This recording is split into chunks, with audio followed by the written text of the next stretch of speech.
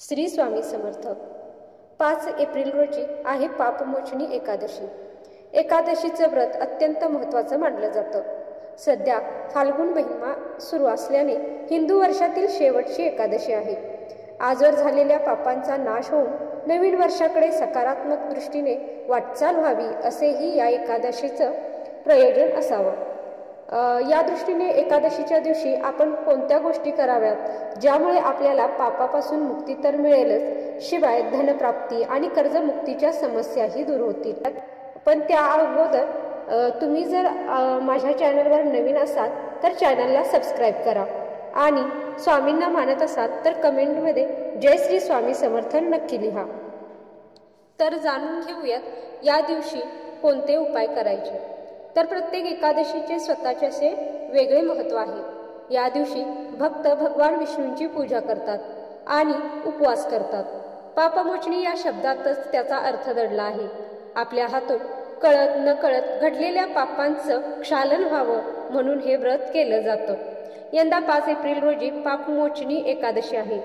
त्यानिमित्त दिलेले उपाय करा आणि पापातून मुक्त होण्याचा प्रयत्न करा। पापमोचनी एकादशीचे व्रत अत्यंत महत्त्वाचे मानले जाते। एका वर्षात एकूण 24 एकादशी असतात।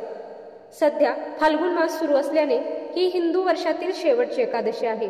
जुने वर्ष संपून नवे वर्ष सुरू होण्याआधी आजवर आपण जे केलेले पाप आहेत त्यांचा नाश होऊन नवीन वर्षाकडे सकारात्मक आपण वाटचाल केली पाहिजे।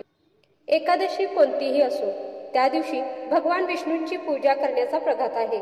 त्यानुसार एकादशीचा उपवास करून सकाळी अंघोळ करून भगवान विष्णूंची पूजा करावी।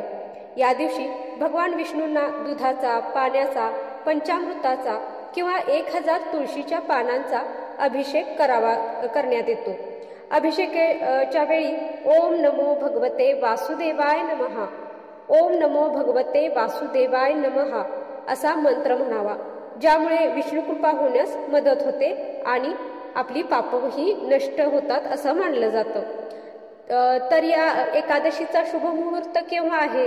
तर हिंदू कॅलेंडरनुसार यावर्षी फाल्गुन महिन्यातील कृष्ण पक्षाची एकादशीची तिथी गुरुवारी 4 एप्रिल रोजी दुपारी 4:16 सुरू होईल आणि दुसऱ्या दिवशी शुक्रवारी 5 एप्रिल रोजी दुपारी 1:28 संपेल।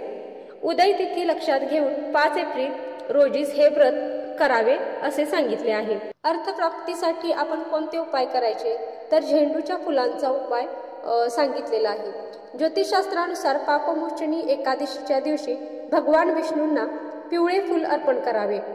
याबरोबरच देवघर, स्वयंपाकघर आणि तुळशीच्या रोपाजवळ सुद्धा झेंडूचं फूल वाहावं। असं केल्याने भगवान विष्णू प्रसन्न होतील, तसेच तुमच्या घरातून आर्थिक समस्या देखील कमी होतील। तुम्ही ज्या कामासाठी जाणार आहात किंवा जे काम तुमचे बरेच दिवस झाले नाही त्यामुळे तुम्ही चिंतेत आहात तर ते कामही पूर्ण होईल। दुसरा उपाय आहे 9 वातींचा दिवा आपल्याला लावायचा आहे। पापमोचनी एकादशीच्या दिवशी श्रीहरी विष्णू आणि माता लक्ष्मीची पूजा विधिवत करून 9 वातींचा दिवा लावावा, जेणेकरून आपली पाप संपुष्टात येऊन नवविध भक्ती जागृत होईल। यानंतर देवी लक्ष्मीचे कनकधारा स्तोत्र आणि श्री विष्णूंचे श्रीहरी स्तोत्राचे पठण करावे। असे केल्याने तुम्हाला भगवान विष्णूंसह देवी आई लक्ष्मीचाही आशीर्वाद मिळेल। तिसरा उपाय आहे वैवाहिक सुखासाठी। प्रत्येकाला सुखी वैवाहिक जीवन हवे असते।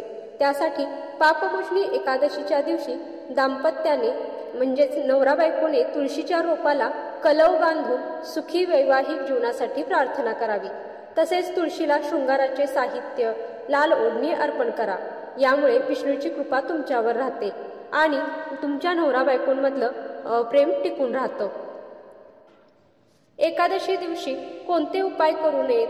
तर एकादशीच्या तिथीला तुळशीला जल अर्पण करणं वर्ज्य असतं।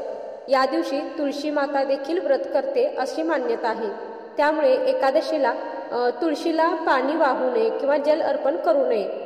तसेच या दिवशी तुळशीची पाने देखील तोडू नयेत। भगवान विष्णूंना नैवेद्य दाखवण्यासाठी 1 दिवस आधी पाने तोडून ठेवावीत आणि एकादशी दिवशी तुम्ही ती पाने नैवेद्यावर ठेवून मग तुम्ही भगवान विष्णूंना नैवेद्य दाखवू शकता. व्हिडिओ आवडला असेल तर व्हिडिओला लाईक करा, शेअर करा आणि नवनवीन माहिती मिळवण्यासाठी चॅनलला सबस्क्राईब करा. स्वामींचे भक्त असाल तर कमेंटमध्ये जय श्री स्वामी समर्थ नक्की लिहा. जय श्री स्वामी समर्थ.